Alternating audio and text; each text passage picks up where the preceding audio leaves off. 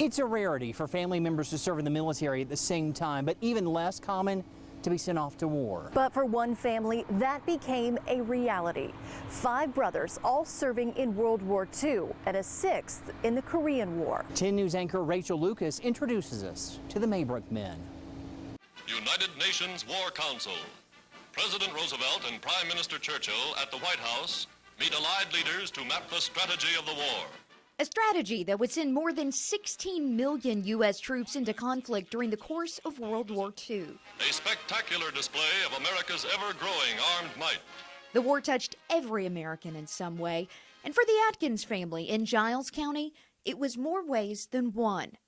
5 brothers were all called into service in World War II: Harry, June, John, Curtis, and David Atkins. The war took these then small-town Giles County boys all over the world. And in 1951, the youngest brother, Billy, would serve in the Korean War. Today, they're known as the Maybrook Men. The only 2 of the brothers still living, 96-year-old John and 100-year-old June, told me their war stories. I was 19 years old when I went in the Army. Stayed 3 years, 22 months overseas.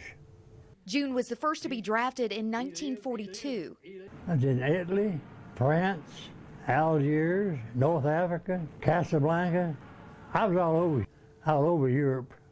John was drafted soon after, just a young man when this picture was taken. About 20. He chartered a boat to France.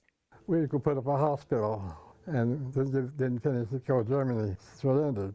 The war then took him through the Mediterranean Sea, the Panama Canal, the Philippines, and to Japan. That's my journey. Their memories are still vivid, especially of how their mom worried for all of her boys. I guess you worried over us. Bound to, all them boys over there. You don't know what time you'll get a telegram. One got killed. 3 of the brothers were wounded in action, but by some miracle, they all returned home. Their youngest, Billy, also came home to Giles after the Korean War. The community still honors the service given by this band of brothers. Thank you for your service. And no matter how many decades have passed, it's not forgotten. In recent years, the community has dedicated a memorial ride to the Maybrook Men by driving by their family home place. This year, it happened on June's 100th birthday.